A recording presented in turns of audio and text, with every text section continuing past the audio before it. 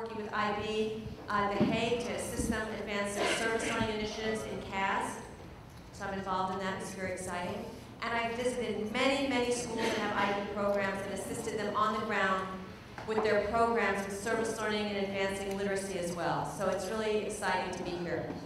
I'd like to thank those of you who are at my pre-conference. I see you are back for more. That's very exciting. So we had a good time. So next year, come to my pre-conference. I'll have another one in New Orleans. Some of you may know my work, The Complete Guide to Service Learning. How many of you have seen that book before? Great. I'm glad IB is so supportive. They give copies to each of you. If you have my first edition, the second edition is heavier. If you have two of them, you can use them to lift weights. In the back of the book, please turn to the back cover, the very back. Open the back cover, and you'll see there's a CD-ROM. If you print this out, you'll have another 200 pages of resource material and documents you can use that will assist you even more with your service learning. So I suggest you put about 180 pages of 3-hole punch paper in a printer and print the whole thing, put it in a notebook. Then you can lift weights with each of them. So I've been involved in service learning since I was a teacher way back in the 70s and almost full-time since 1981. So I have a lot to share and a lot of thoughts about the field. So we'll talk about service learning. As I mentioned before, I do have some other books I've written that you're welcome to look at and even purchase. I write books with Philippe Cousteau. I will have a new one coming out for elementary school in October called Make a Splash, about environmental issues and other workbooks on themes. But today we're here to talk about trust. It's a very important topic to me, trust. I started thinking about trust a few years ago because I don't think we trust kids enough. Would you agree with that? I'm not sure if teachers are trusted enough either, but that's another workshop. We'll start with kids. So I started with this concept of in youth we trust. What does trust mean and what does it look like? But I'd like to start with the business card. Everybody has a business card. And you'll notice on the card, there's information on how to reach me, and you're welcome to reach me on any topic. Just ask a question to follow up, to get an additional set of handouts, whatever would be helpful to you. But today I give you the card for the quote that's on the back. So everybody take a moment and read your quote aloud to somebody who's sitting here. So take a moment and read the quote in your card aloud to somebody else.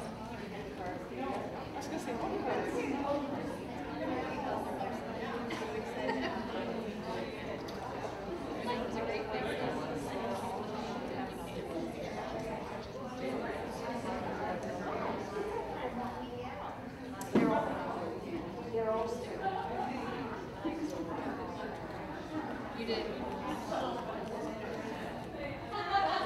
All right, so that's a little taste, like a little appetizer. It's not a wonderful appetizer, so delicious. I'm sure, how many of you liked your quote cards? Okay, you have my email address. If you email me, I'll send you all 50. Awesome. All 50 laid out on business card stock so you can print them out and use them with your students. Isn't that wonderful? I apologize they're not in Spanish, but if somebody, I've been getting collections, I will get there one day. So quotes are a way to start. We're going to start with a quote.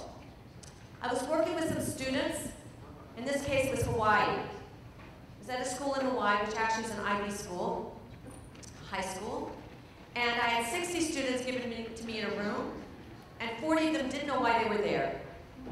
Kids don't know why they're there. How do they behave? You know. They sit with attitude, like I used to do in high school. So I gave them out the quote cards. I had them stand up and walk around and trade them for the quotes they liked better from someone else. And then I had them sit down, and I gave them a direction. They were sitting in groups of 4 around a table. Each child had a marker, and all I said was, draw a quote. I said 3 words, draw a quote. Now, the minute you give a direction to a student, what do? They raise their hand, and what do they ask? What am I supposed to do? What do you want me to do? Which is an indicator that they have stopped thinking, and all they want to do is figure out what you want, which is what's going on in schools all over the world. Students are trying to figure out what teachers want so they can deliver it, and then they get an A, or a B, or whatever. But they're trying to figure out what you want. That's where learning stops, is at that question, what do you want me to do? So when the student asked that, which they did, all I said was draw a quote. So they asked it a different way. What do you think I said? And finally they got tired of asking. They looked at each other. And they started reading the quotes aloud, and they picked up the marker, and within about 2 minutes, this is what it started to look like. When spider webs are woven together, they can tie up a lion. They did this in 6 minutes. They also drew a book as like a guard and carried it in the pocket. They drew, why not go out on a limb? Isn't that where the fruit is? The next quote I would never have selected. It's very complex. I would never know how to draw it. But if you trust students, they will come up with circumstances that determine our lives, but we shape our lives by what we make of our circumstances. Isn't that amazing?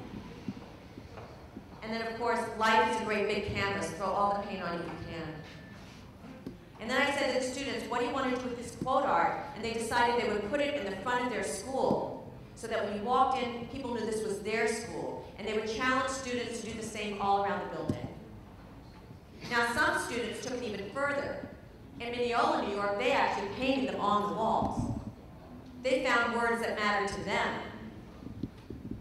They found more words that mattered to them. We all make choices, but in the end, our choices make us. These are not my quotes any longer. And Thoreau's, if a man does not keep pace, driven drummer, etc. Then they decided, on their own, to gift a quote to a teacher. They would find the right quote for the teacher and put it in the archway of their door. This is my friend Maureen's classroom. She teaches English and loves to travel and loves Shakespeare. So they gifted her with "Be patient, for the world is broad and wide." There was a movie being filmed at this high school with Adrian Brody, an Academy Award-winning actor who kissed Halle Berry on the stage. He was filming at this high school, and he walked up to the principal one day and said, "What is this school? There are words on the wall that inspire me. What is this school?" Isn't that amazing? If you ever meet Adrian Brody, tell him you saw about this movie. Now, where else in our world could students be trusted to put words that matter? I was giving this talk, or a talk, about service learning at a conference for alternative education. And 3 months later, I got this slide, this image from a teacher in Alaska. The high school students in alternative high school had made ceiling tiles for hospitals with original quote art. They made ceiling tiles for hospitals. Think of all the information they learned as they did it about non-toxic paint, about jobs in hospitals. So much information they're garnering along the way. And when they put them up and the whole community came out to see, they said, "We're not done yet." Because this for them was just the beginning. That's why service learning I don't describe as a project, because projects have end. And a service learning experience can just keep building and going, and you just don't know where. If you want examples, talk to Shauna. Her school in Estonia did astounding work with service learning. That was some of the most exemplary international school work I've seen in the world. It's true. Trust, service learning. This is a service learning wheel. This is my new design, and you have it in your handouts. So if you look at the handout, you will see a design for service learning like this. And we'll talk about this enough so you get a little familiarity. This design is not in my book, however. So this is an extra document that shows you that service learning is a dynamic. It involves students investigating a topic to find out what matters to them. We want students to experience, we want students to move from what's in it for me to what matters to me. Right now, students are thinking, what's in it for me? Am I right? Too often? I want them to progress to what matters to me, and then they will find so much that's there for them. By investigating, they find out about a topic that matters to them, and then they do some reflection as they move to prepare to address that issue. See, students always want to go to action, am I right? We have to slow down, just pull the reins in just enough so they can prepare and get the knowledge and the skills that you are going to teach them. That's part of your units of inquiry, or part of your DP class, or part of the NYP program. You give them the knowledge and skills they need so they can move to action. And the action can be all different kinds. You're going to see some examples. And then they reflect again, either going back to investigation to find new ideas, or it propels them to the outside where they keep reflecting, do summative reflection and demonstration. These are the 5 stages of service learning that give you a framework to follow. as students who are in PYP, DP, or in MYP are also doing CAS.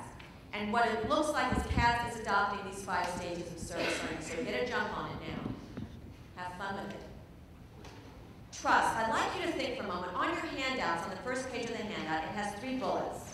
And I believe it says 3 words for trust. I would like you to take just 30 seconds and jot down 3 words that come to mind when you hear the word trust. What 3 words do you think of when you hear the word trust? Just jot them down for yourself. Trust. What do you think of?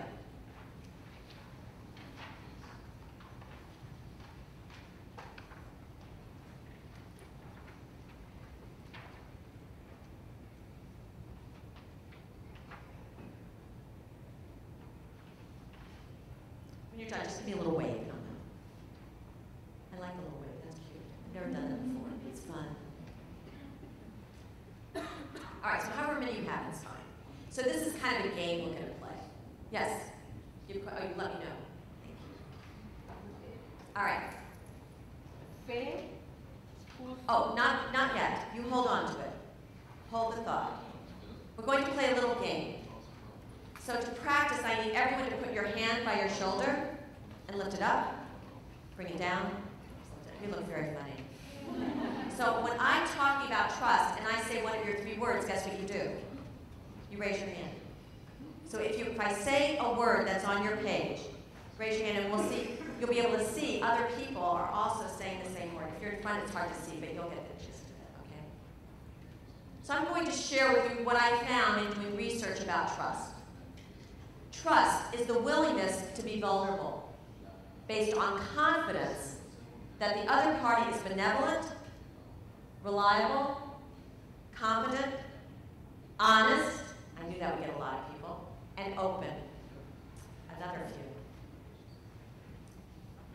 The nature of trust is that it's acting with honesty and integrity. I knew the integrity word. And I love this phrase, without hidden agendas. Isn't that an interesting phrase about trust? If you hear things you like, jot them down for yourself. Without hidden agendas. It's meeting your obligations to look out for other people's interests as well as your own. I love that idea as well. It's openness in communication with everyone. And it's keeping your promises. Trust is a rich topic, as I discovered. So then, I found the Chinese character for trust. Get a load of this. It's a person standing by their word. Isn't that exquisite? Trust is a person standing by their word. Chinese characters give you tremendous insight to the meaning of words. I would recommend, if you're doing any word discovery with students about definitions, look at the Chinese character for to listen. You'll be blown away. Look at the Chinese character, much better than Webster's. More interesting, more fun. Standing by your word. So some of the key words I bet you'll raise your hand with is honesty. Didn't that get you? How many said honesty? Raise your hand for that one. Reliable. Got a few. Integrity. And competent. You don't have to raise your hand anymore, but that was just a start. So this ties to competencies for a moment. Over the last 12 years, even before they were called 21st century skills or competencies, I was developing a list of what is now called 21st century competencies. I'm going to throw the list up here. It is too long to write. There are examples of this in my book on page 224, so you'll find it in chapter 17. So these are samples I've added to that list since I wrote the book. But these are some examples of what I think are 21st century competencies we need to pay attention to. And some of them really deal with trust. Like to discern what has value, helps us become more trustworthy. To make mistakes and show resilience is a competency we need, again, to be trustworthy. And always, we want our competencies to be transferable to new situations and new settings for learning.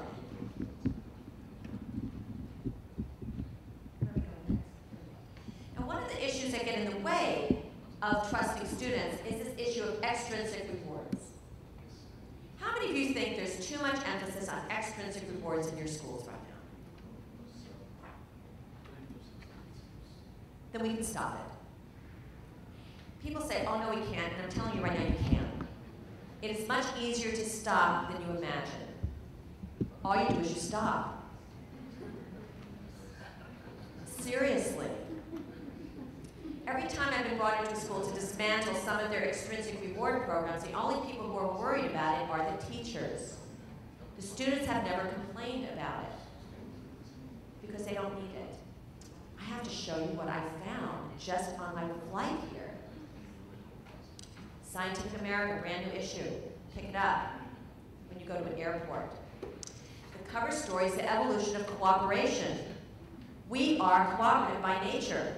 Hey, isn't that good? We really are. There's some great images of little ants carrying a leaf together.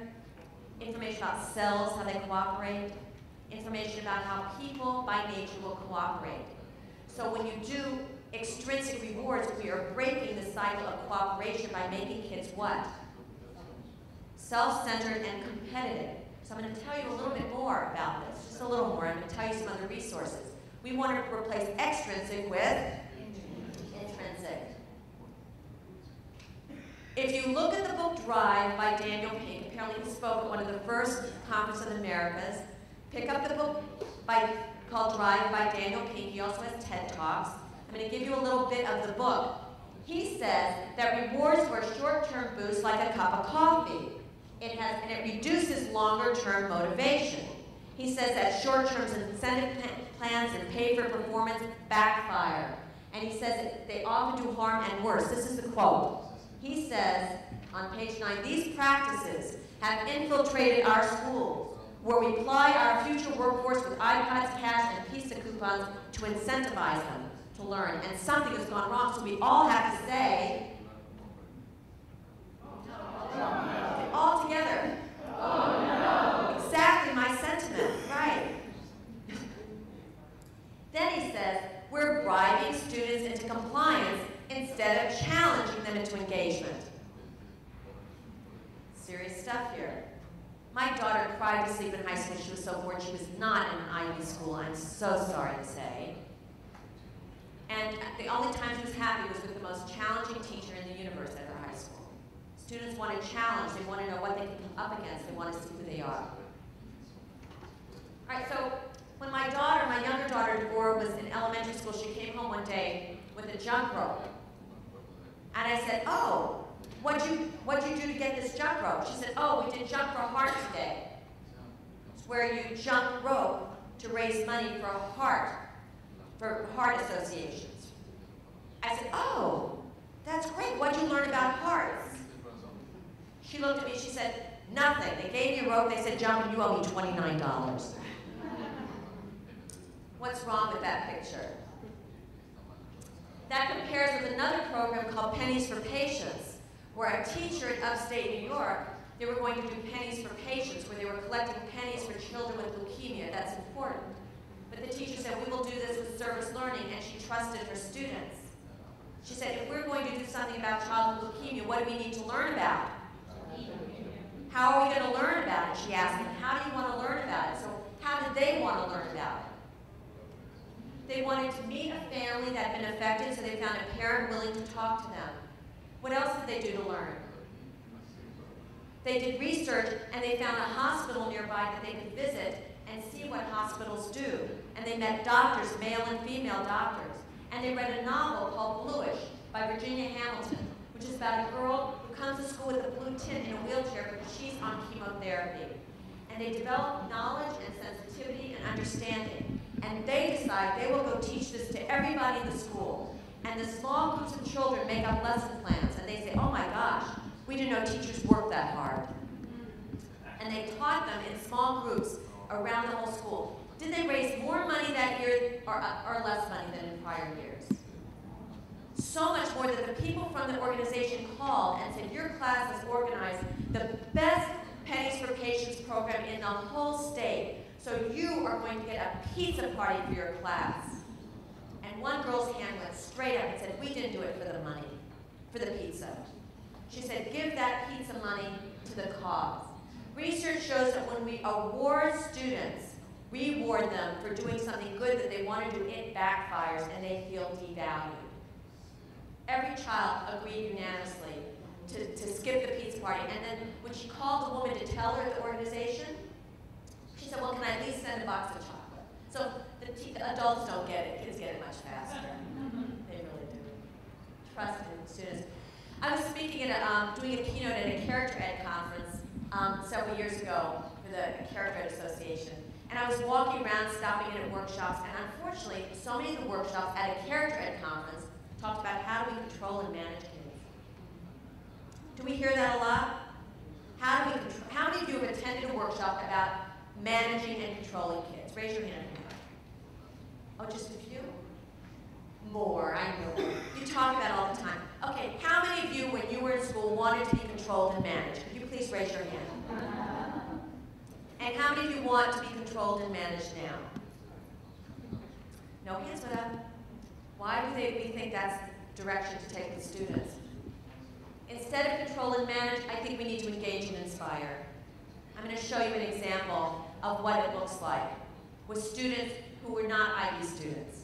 These are students in the South Bronx, New York, a very troubling and troubled community. And these students were in a class with the kids who are kind of the kids who don't fit in anywhere else. You know the kind of kids we're talking about. Everybody understand what we're talking about? Kids who are on one foot out the door. And there's a teacher, Stephen Ritz, was doing all he could to teach him about science. He was teaching him how plants grow. And then one kid said, but how do plants grow between the cracks in the sidewalk in our city? In South Bronx, which is a food desert, which means you have to travel miles to find any fresh fruits and vegetables for sale. The only vegetables for sale are in liquor stores. So Stephen Ritz said, well, let's figure out how it grows between the sidewalks, and they started planting things. And they started planting more things. And they found different ways of planting things. And they kept planting things. Until they grew over 4 years, 20,000 pounds of fruits and vegetables for the people in their community. And they would sell them in the parking lot, and 400 people would come to a sale because they grew very good cilantro, among other things. Every student in this program graduated and went to a four-year college. Every student in this program got summer jobs for living wage, not working wage, installing vertical gardens in wealthy homes in Long Island and Rockefeller Center Music Hall in New York City, and installing solar panels. Every student will have a career and not be a dropout. And when I'm on the phone with the teacher, he voluntarily tells me, and we all lost weight. I didn't ask him. Why would I ask that? He said, all of us lost weight. He said, I lost 15 pounds. He said, kids on the way home from school would stop and buy a tomato plant instead of a slice of pizza. They were changing their lives and their communities and their families, all because he trusted them. You know, years ago, one of my mentors, Therese Braithwaite, said to me, Cathy, what does responsibility mean? Now, if you knew Therese, you would know that any answer I gave would be wrong. So I said, well, responsibility is kind of like taking out the garbage and doing your homework on time. She said, wrong.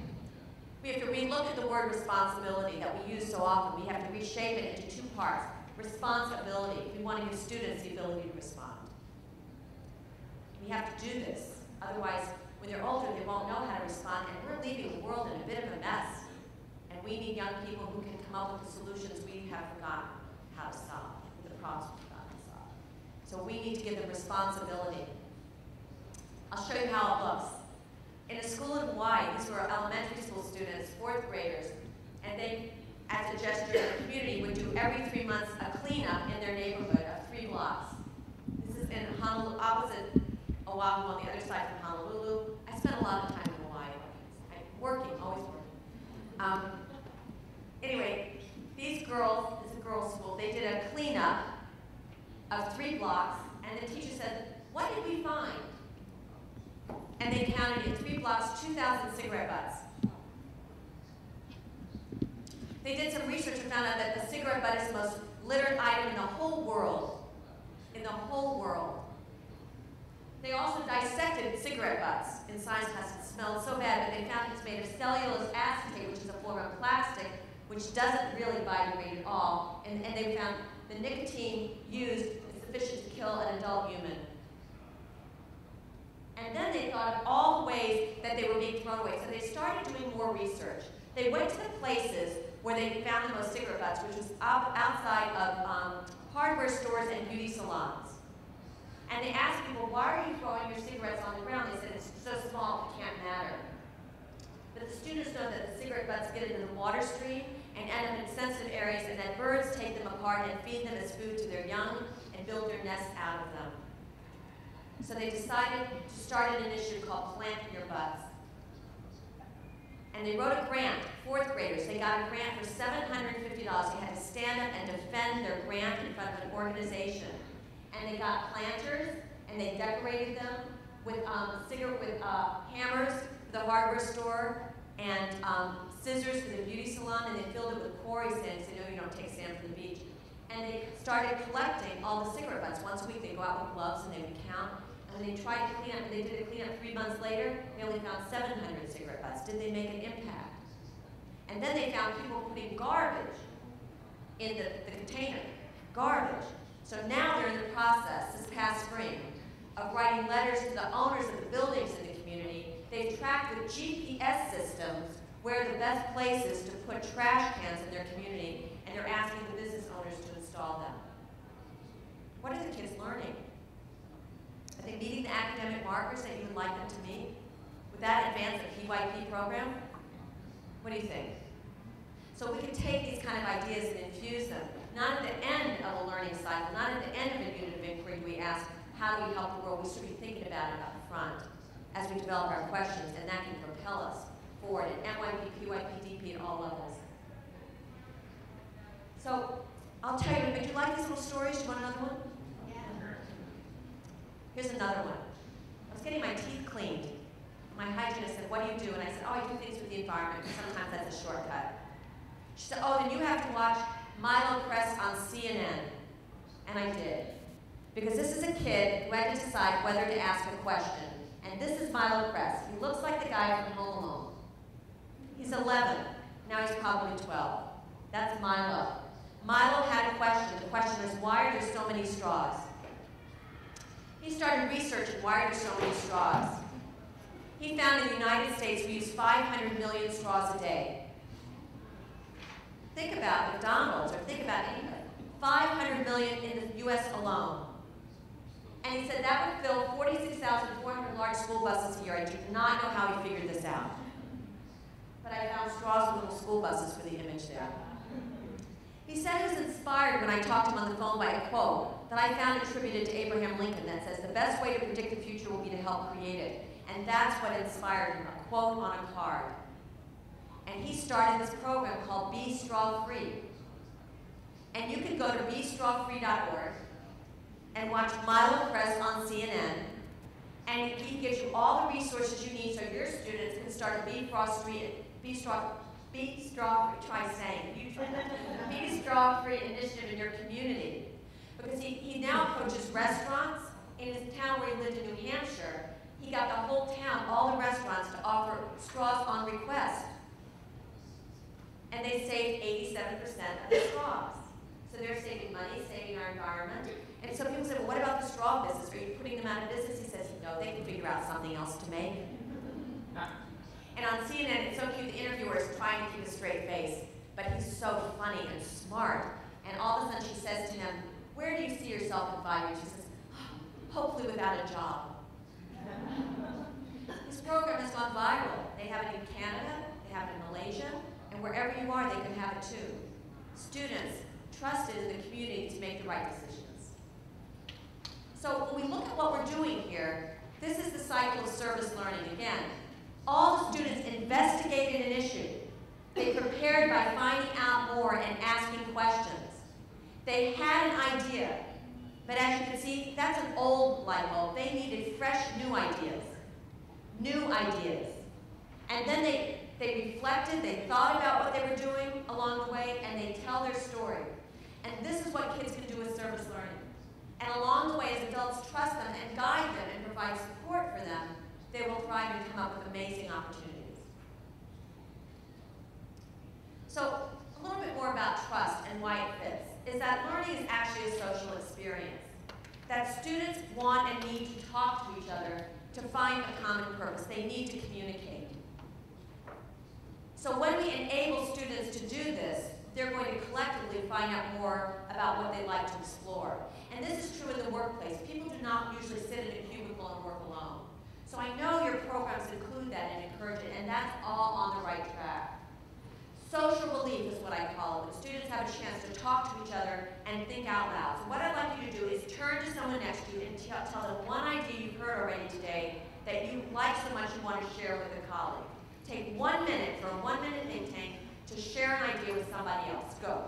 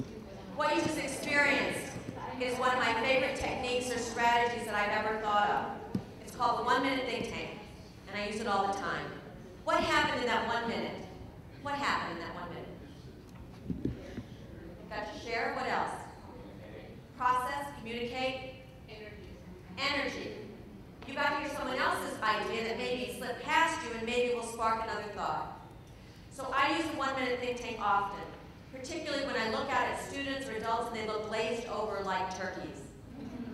And I need to re-engage them, because everybody tunes out sometimes, right? So we need to bring it back. The 1 minute think tank can be used for a variety of ways. You've got 1 minute to come up with a new sentence for a story. You've got 1 minute to come up with a solution to an issue we've discovered in our community. You've got 1 minute to come up with a better homework assignment than I did. They love that one. And they will come up with a better homework assignment every single time. Let's talk what happens without trust. Without trust, students divert their energy towards self-protection. They become defensive. So if you see a student with a posture that's defensive, you might need to see what's going on there. And it might have a lack of trust underneath it that you can solve by creating relationships. You know, there are too many schools with students who do not have a single adult they feel they can talk to. It's a real issue.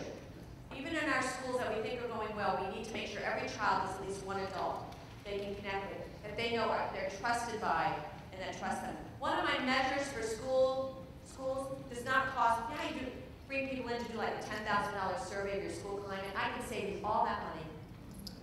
I'll give you a free method you can use in 5 minutes. How about that? Everybody like that idea? Here it is.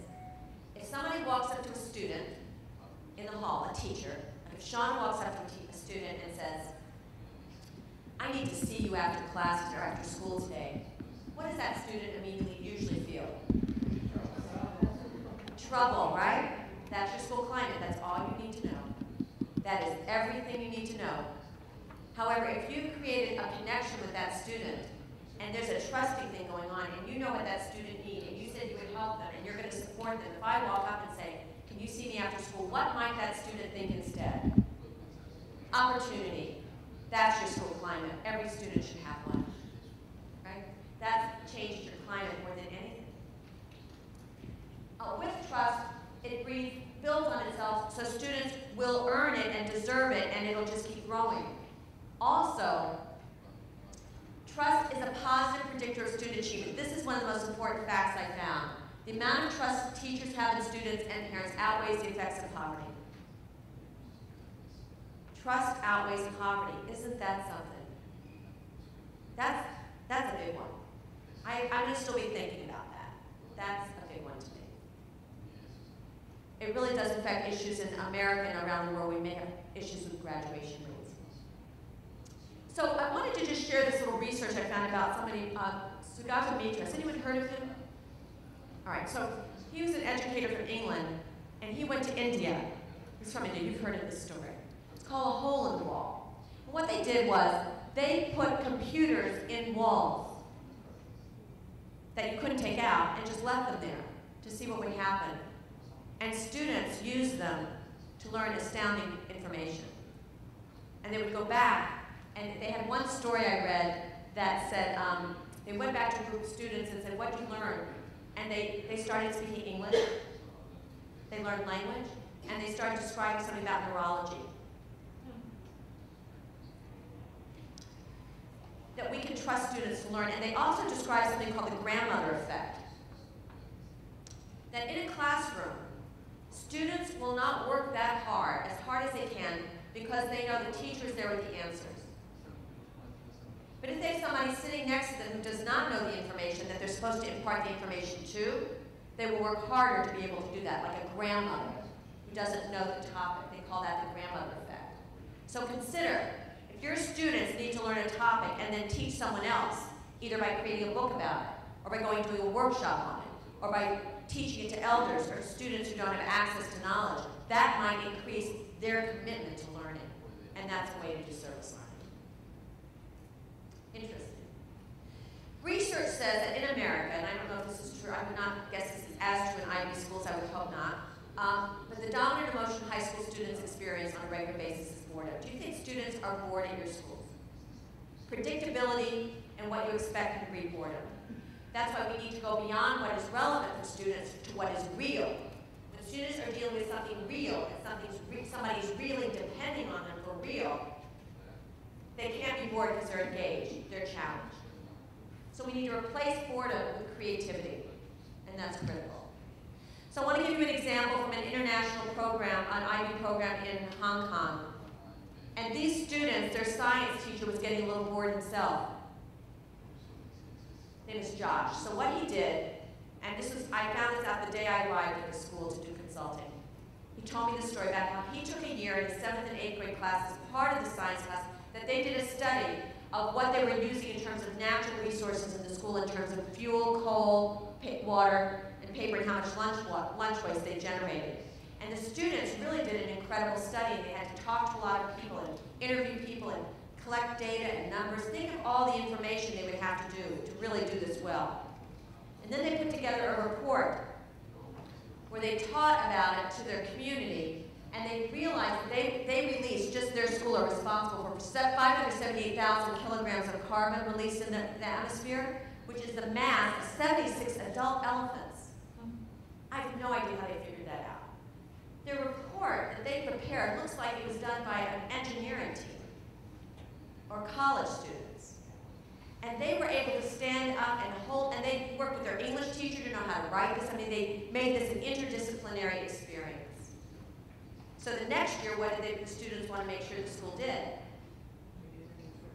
Come up with a plan to reduce it. The students were thinking those ideas along the way. So you could say, well, they didn't finish the whole service learning cycle. They didn't get to the action, but boy, were they prepared. Were they prepared? Do you think they probably met their 7th and 8th grade science requirements? I would guess they far exceeded them. So trust in youth is an essential ingredient if we want young people to have a commitment to the community and commitment to doing activities such as service learning. It's part and parcel of it. If they don't experience our sense of trust in them, they will not be able to proceed. So when we look at why service learning matters, there's a lot of issues in our world. Would you agree with that? Yes? You can think of what are the issues in your own backyard that matter that kids could get involved in. There are so many, it's almost impossible not to want to get involved. So these are just the tip of the iceberg. So I'd like to take you on one more tour of what this looks like, and then we're going to dig into how to do it a little bit. Is that all right? One more example. So this is an example from Rhode Island, and let me just give you a disclaimer right now. How many of you are new to service learning? How many of you have been doing a little bit? How many of you are already intimidated by some of these stories? No, I'm joking. I'm sure, hopefully. Remember that your can start very small. You don't need to start with something large. Start with something smaller, and in my workshop at pre-conference, I went over a lot of smaller ideas. Tonight, a lot of small things. I'm kind of showing you some of the creme de la creme. You could start small, but you can see how a small idea may grow bigger. You have to be a little ready for that. Service learning is always filled with surprises, and that's what's exciting. It brings back the surprise in teaching and learning, which I think sure makes it a lot more fun. So this began with a science experiment with 5th graders in Rhode Island, in Westerly, Rhode Island. They discovered that you could turn cooking oil, used cooking oil, into biodiesel fuel. All right? Used cooking oil. So if you can see, there's actually formulas on the screen as these kids are transforming cooking oil into biodiesel fuel. And the kids are saying, gosh, this is really cool. Biodiesel fuel can be used for heating oil, and they heard that people in their community did not have enough money to pay for heating oil in the winter. What, they thought, would happen if we found a partner in the community who would help turn cooking oil into heating oil for families that need it.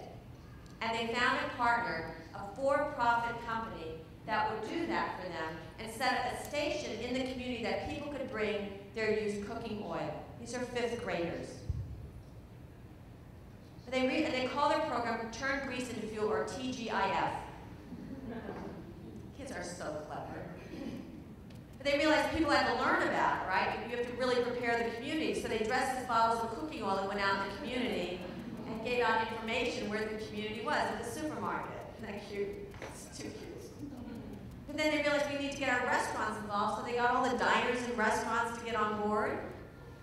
And they did. They collected evidence. Look what they did.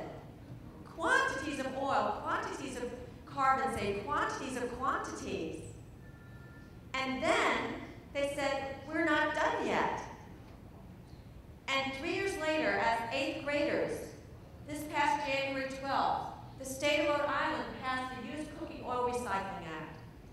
So every restaurant in the state of Rhode Island is required to recycle their cooking oil. And it's going all over the country, starting from 5th graders. These kids, they would love to talk to kids. Cassandra Kim, the girl in the first picture, when I called her on the phone to interview her, she's going to be featured in my next book, Make a Splash. She said, well, I can't talk to you next week. I'll be speaking in Jakarta. So when I met her in Chicago recently, she heard me talk about Milo. She sent me an email, can I connect with Milo? If we're working with restaurants, they should be straw-free too. Isn't that wonderful? So now Milo and Cassandra are going to work together. And they'll work with your kids. Any of your kids can reach any of these kids. That's how easy it is. These kids are just there to help. Isn't that fun? How many of you want to do one of these things? I mean, seriously. I mean, I would love to see plant your butts everywhere. I think it's hysterical. All right, we have a model for service. The idea is that we're going to engage students. These are all kids doing service learning in different parts of the world, including diving on school time to repair coral reefs in Florida. I want to go to that high school. Kids can be involved. They can be re-engaged, and we can be reinvigorated. So we're going to look at, I think I'm going to pass on this really quickly. Well, I'll just explain what this is. Robert Sternberg wrote an article called What is an Expert Student? And you can email me for it. You've got my card. You can email me when you go for the quotes, all right? Sternberg writes that at best we're teaching kids to be intelligent, but intelligence is a far cry from wisdom. Would you agree intelligence and wisdom are not the same? How many of you think we need more wisdom in the world right now? He says in order to get kids to be intelligent, we need 4 kinds of thinking. Actually, he said 3 kinds of thinking. Another educator from India added the 4th one, ethical. We need analytical, creative, practical, and ethical. When you do service learning, if you look at the quote activity those kids did, when they were reading the quotes and figuring them out, were they being what? Analytical. When they drew the quote, what were they being? When they put them up, what were they being? I'm still working on that.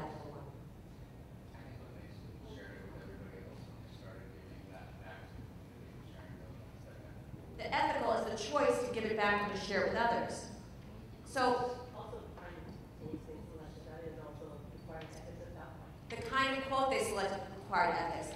So, when I do a lesson, when I create an activity, and I apologize, this is more me talking than interactive. Most of my workshops are more interactive, but it's that kind of an event. I make sure that any lesson plan I write, any program I develop, every session, every single session I do has an analytical, creative, and practical and ethical opportunity. If you're teaching a math lesson, are they analytical? Is there an opportunity to be creative even for 3 minutes? Are they being practical for 2 minutes? Where are we weaving in this design? This helps me be a better teacher. Thinking of this model has improved me as an educator dramatically. But this only makes you intelligent. It does not add wisdom. Sternberg has a great quote, which is in the article, which you can ask me for when you email me for the quotes. He says, wisdom, the opposite of foolishness, is the use of successful intelligence and experience toward a common good. Toward a common good, and that sounds like service learning. And in Scientific America, it says we have the proclivity, the disposition for working towards a common good. It's part of our DNA. So we must avail young people the opportunity to experience that in their DNA. So back to the 5 stages. Let's go through them pretty quickly. We're going to look at, you've got materials in your handouts. So turn in your handouts. Good, we've got 15 minutes to learn 5 stages. Can we do it? Yes. We'll just have a survey. It's like a quick, you know when you go to a restaurant, you go to a tapas bar, not a tapas bar, a tapas bar. And you have a sample of different courses, that's what we're doing. We're going to sample this. All right, the first stage of service learning is investigation. What do you think we investigate? Who has an idea? What do we need to investigate? What matters? What's the question of the community issue, am I right? We typically think we're going to start with the community issue and the need. But what we're really going to start with is the students. Look at your handout, you've got a document called Personal Inventory. What you do to start is you find out what is the student's interests and skills and talents.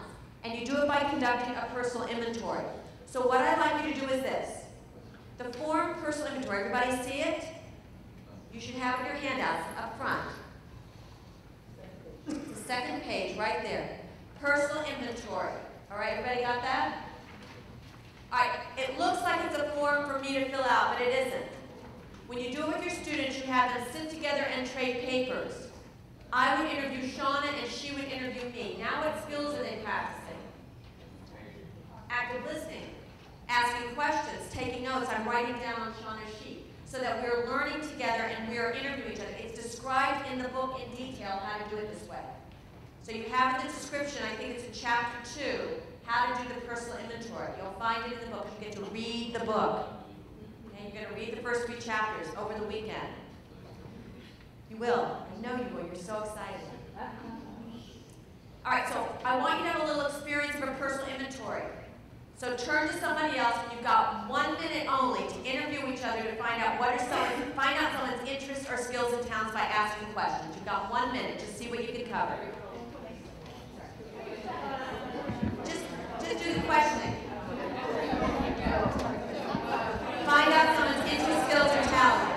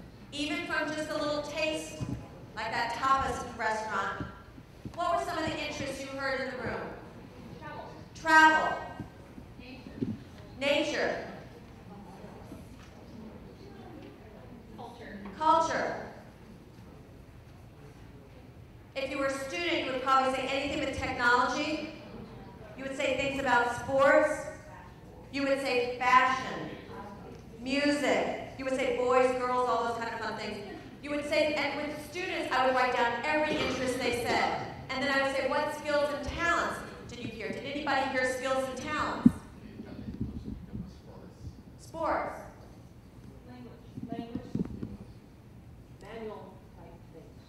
Manual things. So I would find out all their skills and talents, and I wouldn't care if it was here or here, but I would have it up. What's the value of knowing your students' interest, skills, and talents, even if you weren't doing service learning? What's the value? Connections, relationships. I find out that you do something that I really want to learn, and suddenly you're not a nerd, you're a cool kid. You see what I mean?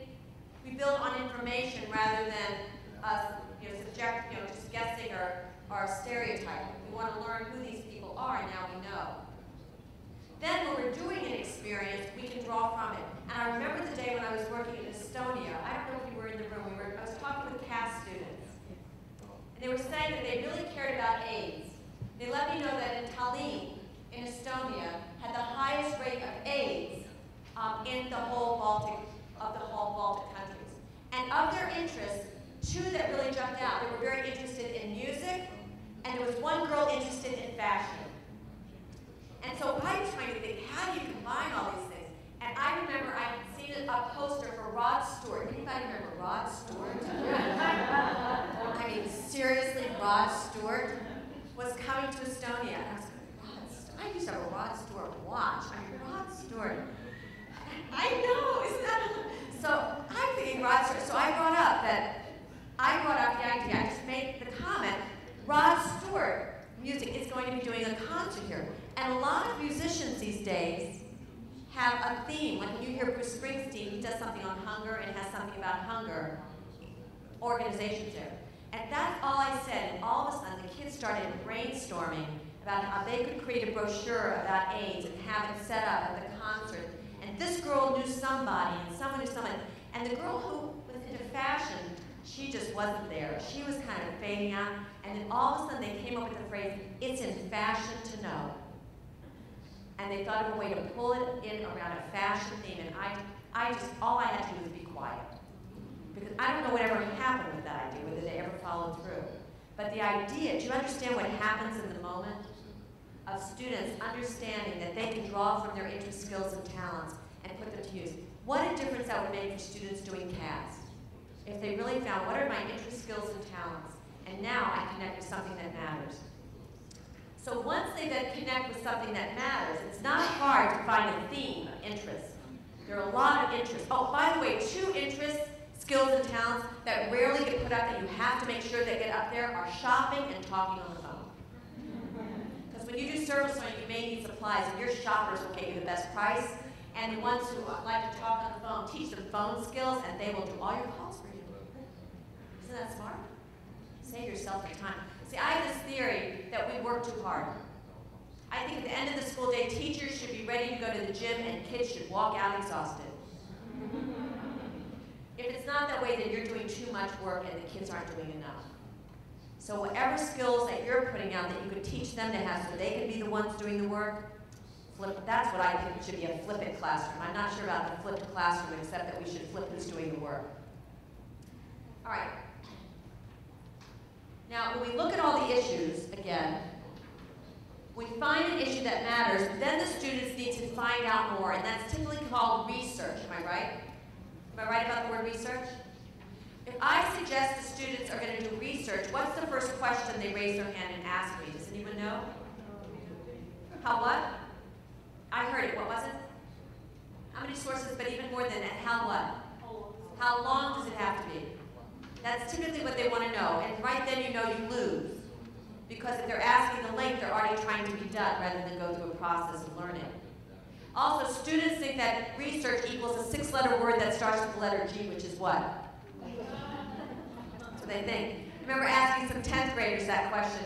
As IB students, is that true? They said, we know it's not true, but we act as if it is. Good answer, actually. I was very impressed by that answer. It kind of reminds me of another question. This is a little off topic, but I was with, again, some 10th graders, and I've been doing a lot on trash, and I said to them, we talk about throwing things away, and I said to them, where is away? And they looked, and one girl said, space? No, we have some work to do here. What I tell students is research does not equal Google, and I even show it with a math equation. And I tell them, I'm going to show them a way of doing research that will help them get straight A's in college, and then I have their attention. There are 4 ways to do research. It can include Google, but it's not limited to it. What are the 4 ways to do research? Who can give me one of them? It's easy. What are they? Interview. You interview to find from somebody who's got expertise. What's another way? Read books, media. So you can use media, which can be in a lot of forms. It can be books, internet, films, television, radio. We can do interviewing with somebody who's got something special and important to tell us, usually an expert. In this case, this is a high school student interviewing a BP official. This was in New Orleans after the oil spill. That was important. What are other 2 ways? Experimentation. What was that? Experimentation. Experimentation, doing observing experiments, and one other way that starts with an S, conduct a survey. So you've got survey, and I do it in this order because it spells MISO, M-I-S-O. If you like miso soup, it's an easy way to remember. The MISO method, using media, interview, surveys, and observation. So you've got a document in your handouts with this written down. It's called Gathering Information About a Community Need. Look at the 2 pages. See it? You can even open it and look at both sides. So I'm going to show you one way to work with it. Okay. So I'm going to imagine you're my class. All right? Can we imagine that for a moment? You're my students. And what's an issue that we decided we would work on in the world? I'm just checking time. What's an issue we said we would work on? What's a topic you think is of interest to your students? Any concern? Fires. Okay, so the issue of fires. All right, so what I would do is I would divide the class into 4 groups. I would say this group there, I want you to brainstorm in a few minutes using this document how you can use media to learn more about the issues around forest fires. This group, who would you interview? I want you to think of who you would interview and what you would want to ask them. This group, I want you to think who would you want to survey, what kind of survey you would conduct. And this group, how would you draw upon observation or experience to learn more, or experiment? How many minutes do you think students would need to come up with ways to research using that method? About 5 minutes. And typically, I don't give students time. I ask them, how much time do you need? Because kids have no sense of time. I learned this from my daughter. When she was in high school, she'd come home and she'd say, oh, Mom, I only have 20 minutes of homework.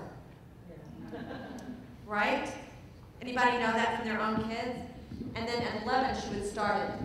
And at 1:30, she was still going strong. The kids don't understand time. So instead of saying how much time they have, how much time do you need for this? I already know the amount of time I'm going to give them. So they'll say 10 minutes, someone will say 3 minutes, and I'll say, well, how about let's start with 4, and then if you need more time, you'll ask. If I give them too much time, what are they going to do in the upfront time? Waste it. But if I give them less time, what happens? They get on it, and then after 4 minutes, I say, who needs more time, and what do they say? We do, but they do it with the excitement you've been waiting for.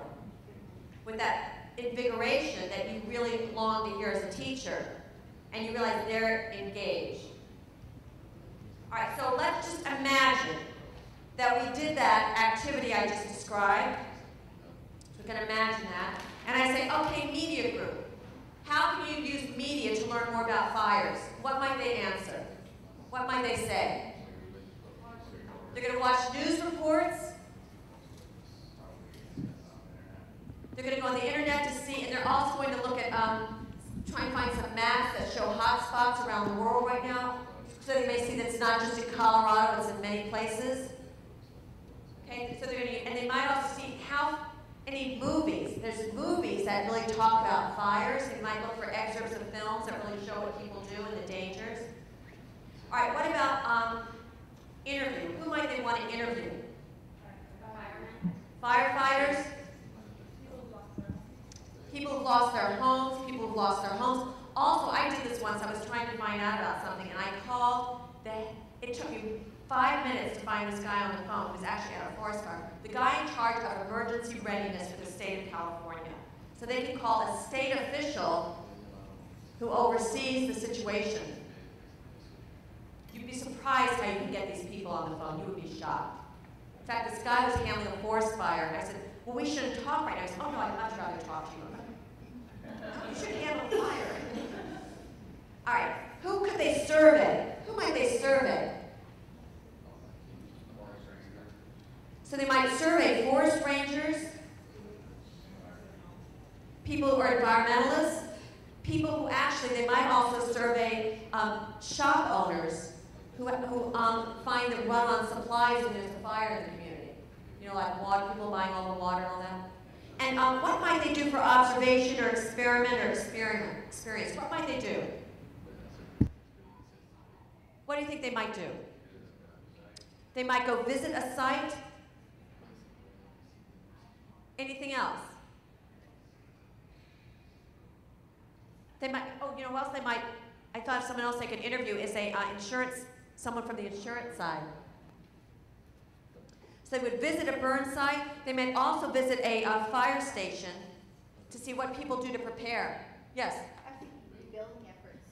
We had a terrible fire in Slave Lake in northern Alberta, and it's still rebuilding after a year. So they might go visit a rebuild site. Yeah, like what impact did that have on schools, kids their age, schools burned down. What alternative, experiences were given to kids for education. It's not just one house; it could be a whole community. Okay, so we've got a lot of rich stuff that would come out from the students, and believe you me, they will come up with ideas just as rich. They get so excited, they really come up with these ideas. Then I would say to my class, all right, students, you came up with really good ideas. I want each of you, and I want you to do this for real, I want each of you in the room to select which one way you would want to research forest fires. You can only select one. Raise your hand. I'm going to review them one time. Would you pick media, where you use news, internet, maps, and films? Would you want to go interview firefighters, insurance agents, state officials, and people who lost their homes? Would you want to do surveys of people impacted by prior fires, survey forest rangers, environmentalists, and shop owners? Or would you want to go observe a site that was being rebuilt, fire stations, or visit a burn site after it's safe enough? Raise your hand one time. How many people pick media? I got a 1 on that. How many pick interviews? I got about 8. How many pick survey? Got about 4. How many pick observation? I knew it. I got the most. With students, which 2 methods do you think they really would prefer most of the time? Nope. Observation and interview, because they're what? Real. It's real people. It's real interaction. Yet what are we having them do? Google. Google it. If you use Google, it's regurgitation. It is not research. Unless it is a book survey or a kind of a what's out there survey, that's the only time Google works. Otherwise, it's regurgitation, and it's always plagiarism, because it's always taking what other people did and it's just rewriting it. Always. This is research because it's adding to the body of knowledge. They're learning something new and filtering it in. When my daughter graduated high school, she went to a large urban high school, and she had written 2 papers by the time she graduated. One was 5 pages and one was 8 pages, and I thought she was going to flunk out of college by October. Fortunately for me and for her, I didn't want her home yet, though I do love her. The first paper she was asked to write, the teacher said, take a topic of personal interest, interview 4 people, and write your paper. My daughter took a topic of deep personal interest. She wrote a paper after interviewing 4 people, and she won an award for that paper. And every paper thereafter, she found somebody to interview. And in graduate school, her professor said her paper could be any length. Gave everybody an 8-page limit except her. He said, because Ariel, your papers are always so interesting. Because she found ways to help the professors learn from the research she did. So if you want students to get straight A's in college, teach them this method, and they will, because they will learn how to do real action research. How many of you already do something like this? How many of you are going to try something like this? And then you let me know, okay? It really does work. And if you imagine kids learn, now if you're doing with younger kids, like PYP kids, you might introduce over the course of the year all 4 methods. This time we're going to do a survey. This time we're going to do interview. Do you see how you, so that they learn the vocabulary. Then maybe in middle school they would do 2 at a time. By high school, depending on your coursework, you might give them free range to use any of them. But if you think of CAS students having this as a model, doing personal inventory and then using these 4 models of research to find out about the topic they want to deal with, it would give them a frame that would actually help them rather than hinder them in the process. There are 4 ways to do action. You've got this document in your handouts. I think I made it in miniature for you because I didn't want to burn too much paper. All these forms are on the CD-ROM in the back of the book. There's 4 ways to do action. What would be an example of direct service? What is direct service? Right in there. So you're actually diving in the water to repair the reef. You're helping with animals or visually engaged with a person. So you're not phoning it in. You're right there. Whereas indirect means you're doing something that you don't see the recipients.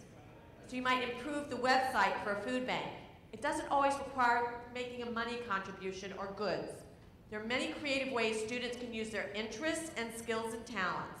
Because often when we involve money, they're just being taxi cabs, moving money back and forth, but they're not really deepening their learning or their skills. So we have to really look at that.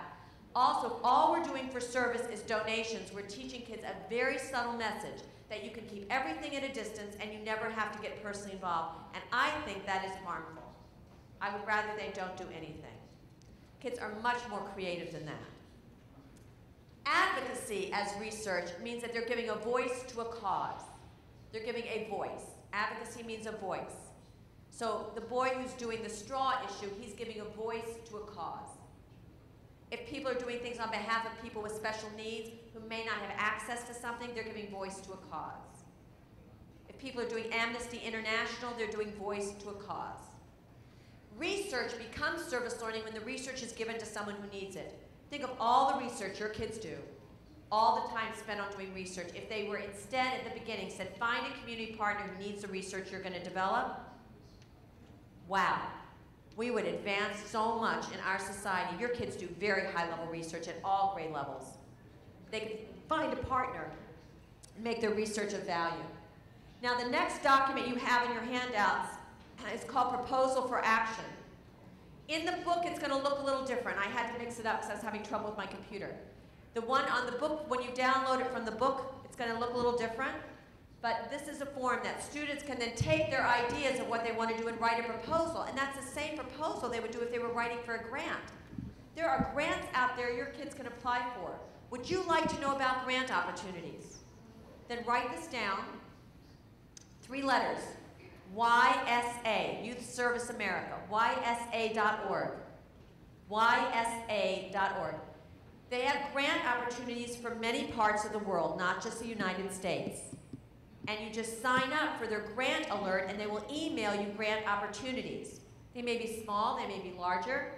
Sometimes students can apply for grants. It's exciting. You give students a grant of $500, you will see them learn about money and budgets really fast. So the proposal gives students a voice so that they plan it out. Will things go according to plan? Rarely. From never to rarely. But if they have a plan, then they can reflect off of it. Well, what changed? Why did it change? What were the unexpecteds? Let's find a new word like contingency plan, which is one of the words I have on a vocabulary list in my book of service learning vocabulary words. Another document you have is called the 4-Square Reflection Tool. So students can reflect on what happened. Students do need to summarize. A lot of people think summarizing is not part of reflection. The problem is it doesn't end with a summary. How many times have we heard kids reflect and write? We went to the nursing home, it was good. Please. I want to hear they went to the nursing home and those smells hit them when they walked in the door. I want to know that they saw a green color and they saw a few flowers except in one room. I want them to notice and describe that the director's office was 10 times bigger than anybody else's. I want them to describe it with that kind of crisp writing. I want them to improve as a writer through service learning. That's what I want them to do. I do actually workshops on that, but maybe next year. Should I do one next year on that? That would be fun. Improving writing. Oh, I'll do that. That would be fun. Okay. After they talk about what happened, they can say, well, how did I feel about it? But they must have an emotional literacy to do that, otherwise it will just be good and interesting. So we need to give them words that are descriptive and delicious. Then we want to know, what are your ideas? And we want to know, what are your questions, so that we keep provoking them to be thinking and thinking and thinking. Okay, back to trust. So you have a quick overview of service learning, right? But you have the book.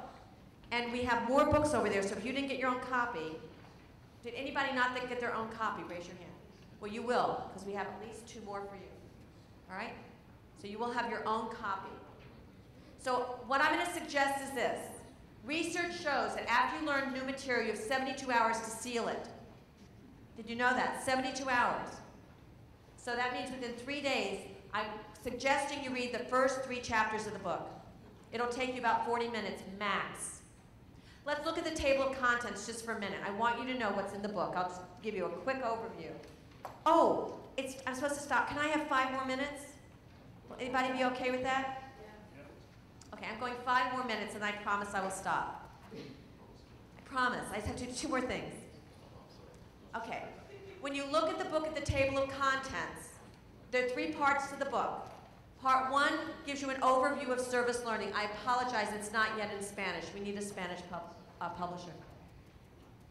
You have the 5 stages are described. Everything about the process is in the first 3 chapters, so read that. That'll take you 40 minutes. It will seal the deal. Then there's 13 thematic chapters. From AIDS, animals, elders, environment. Read one of those chapters, just one. If you're interested in environment, just read that chapter. You'll see that every chapter has these elements. A quote that gets you going. Information about the topic. Preparation activities to launch you into it. Websites you can explore. It has scenarios of what other teachers have done and a bookshelf, an annotated bibliography of books that will connect your literature with service learning. Every book is annotated. You're going to really like that part because everyone likes books in here, I bet, right? And then it will tell you at the end of the chapter which authors I interviewed from the chapter that's on the CD-ROMs. I have interviews with 28 authors about why they wrote their books. Chapter 17 is about creating a culture of service. This book took a lot of work to make your life easier in moving it forward. So please use it and then email me back what's helpful. If you have any questions, I'm an email away. I want to close with a little bit about trust. All right, so I want to give you a quick 1-minute or 2-minute assignment. On your page, you have the words trust written down. I want to help making an acronym for trust. All right? So with a partner or any kind of grouping you want, you have 2 minutes max to come up with an acronym for trust. What words, if you were creating an acronym, would you put with the T, the R, the U, the S to T, so that it gives a message about trust? Everybody clear on that? Just take 2 minutes and see if you come up with anything. You can work alone or with others, it's fine.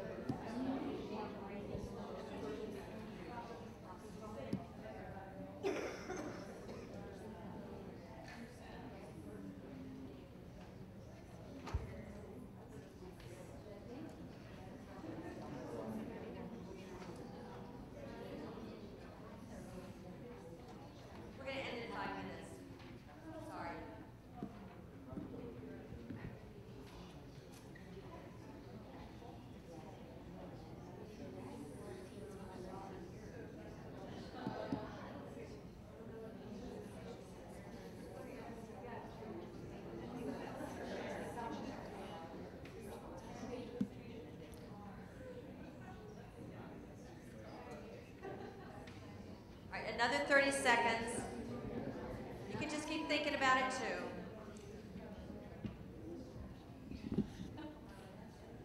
All right, let's just see what we came up with and then I'll show you mine. Yours will always be better than mine.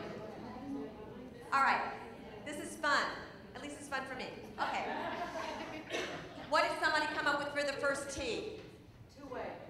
Oh, no. Two-way. Anything else? Thoughtful. Thoughtful. Okay, and we'll go on to the next. We'll get 3 and then we'll do the next one. What did you come up with for R? Responsibility. Response, and I'll spell it my responsibility. Reliable. What did you come up with for U? Unbroken. Ooh, unbroken. Us. Understanding. Onion. Onion. Onion and union. Yes, wonderful. Union. S. Selfless.